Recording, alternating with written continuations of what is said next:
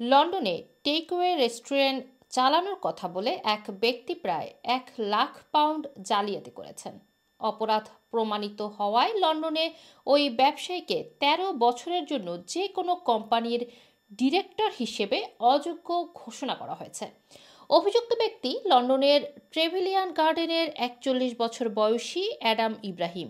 জানা গেছে অ্যাডাম উক্সব্রিজে চিকেন গ্রিল কটেজ লিমিটেড এবং লন্ডনের ডকল্যান্ড এলাকায় প্রেস্টো ডেলিভারি লিমিটেড নামের দুটি কোম্পানি প্রতিষ্ঠা করেন।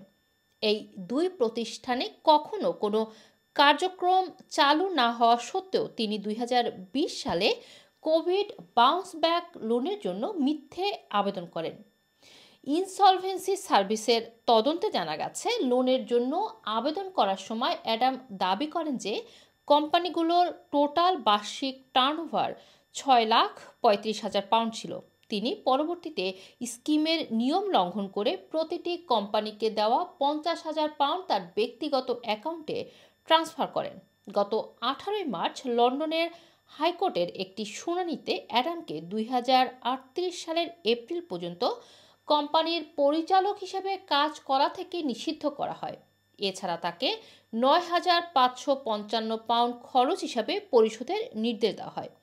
ইনসলভেন্সি সার্ভিসের চিফ ইনভেস্টিগেটর কেভিন জানিয়েছেন Adam Ibrahim bounce back loan স্কিমকে কাজে লাগিয়ে ভুয়া কোম্পানির জন্য দুটি সর্বোচ্চ মূল্যের লোন ভাগিয়ে নেন, অথচ তিনি কখনো ব্যবসা শুরুই করেননি।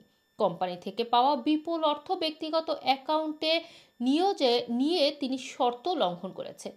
তাই অ্যাডামকে এই পদ থেকে অব্যাহতি দেওয়া হয়েছে এবং পরিচালনার সাথে জড়িত থাকার জন্য নিষেধাজ্ঞা দেওয়া হয়েছে।